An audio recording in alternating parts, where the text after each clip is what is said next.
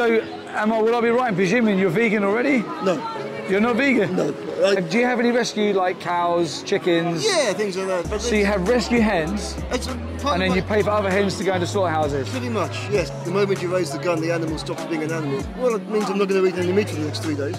Maybe, or the next rest of your life, perhaps, maybe? Probably not quite that far, but the people who I notice are vegans, and I'm not saying it's all of them at all, seem to be narcissistic about it.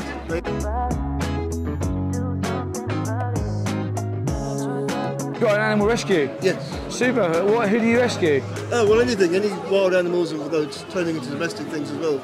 Landover Animal Rescue. Oh, amazing. Yeah. Super. That's really cool. What made you start that up?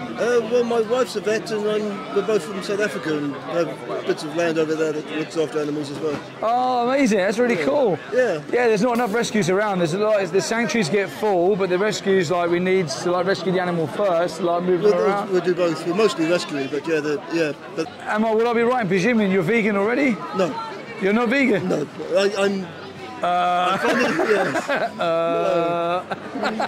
No, I don't think that's ever going to happen. But right, so talk me through it. You rescue animals, so you rescue some animals, but you pay for other animals to go into slaughterhouses.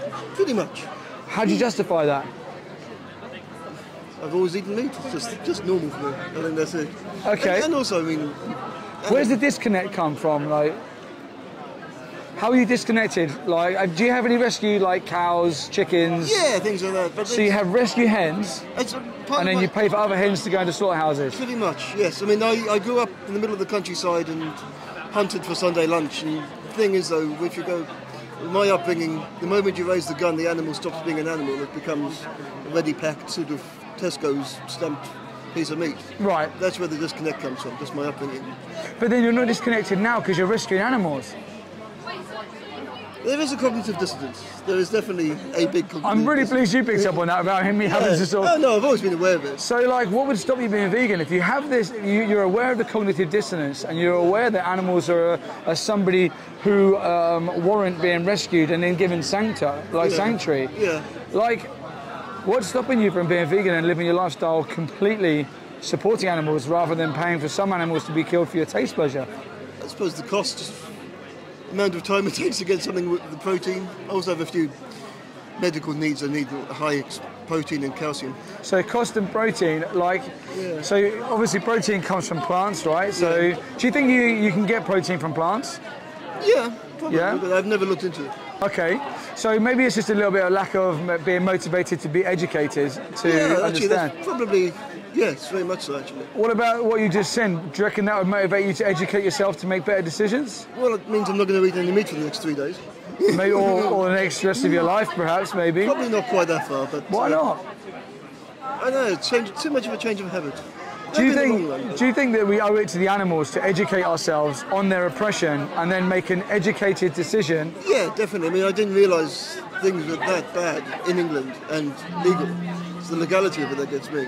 Yeah, well, we're only going to get legal change or systemic change by affecting the demand so that the supply will die out, and then eventually we'll get the systemic change from then and hopefully get the legality side of things at the same time. But we're only going to get to them systemic change points with people taking personal accountability of their own choices. Would you agree that they're supply and demand industries? Oh, definitely, yeah. So you understand that every time that you pay for meat, eggs, dairy, fish, wool, leather, whatever it may be, animal product-wise, you're funding them industries to continue? Yeah, makes sense. But in general, the only way you're going to get mass change is if the government gets involved. Well, the only way that's going to happen is by people taking personal accountability. Yeah. If you look at any injustice that's ever stopped, it's always come from grassroots activists and people taking personal accountability, and then you get a systemic change. Yeah. But what I'm really interested in is there's almost like Jekyll and Hyde here. There's two of you.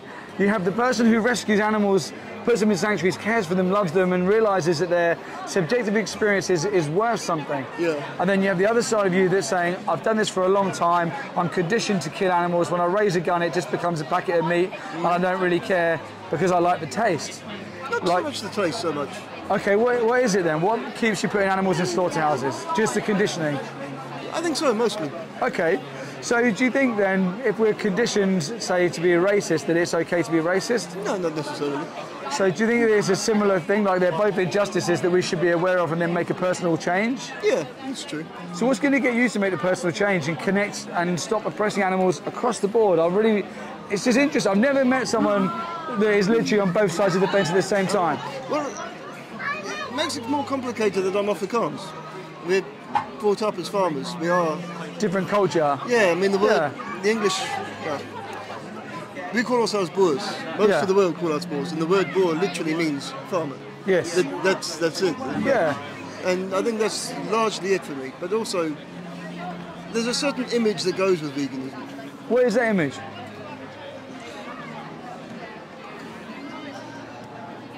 There's a lot of nasty... most of the people who I notice are vegans, and I'm not saying it's all of them at all, seem to be narcissistic about it. They are... In what way? Making damn sure everyone knows they're vegan. I think it's more of a case that the vegans are standing up for a victim, right? Because at the end of the day, there is a victim in a slaughterhouse. Yeah. So vegans go around spreading the message and telling people about the effects of their choices because we're trying to save a life.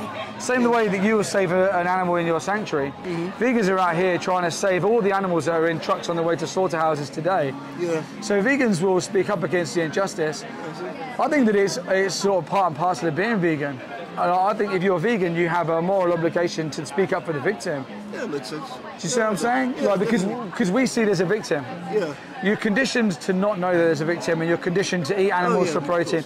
But when you realise and you see the truth, you realise there is a victim.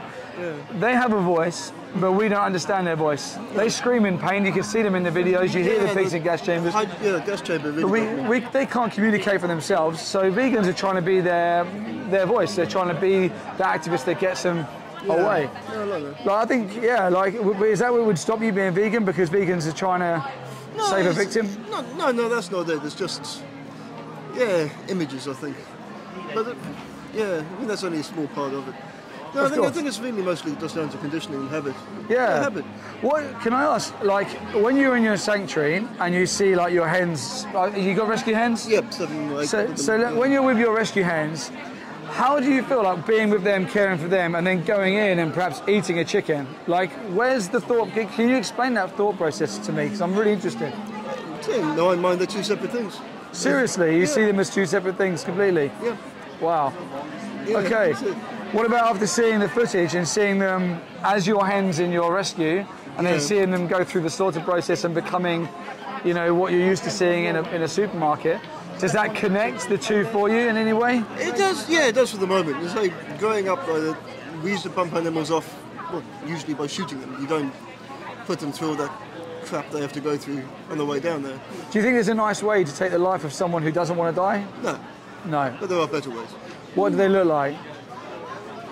Well, once they realise what's happening, they're shit scared. Yeah. Well, yeah. Have you been to slaughterhouses? No. So we've been to slaughterhouses quite a lot, and you see them like shaking in fear before they even go in there.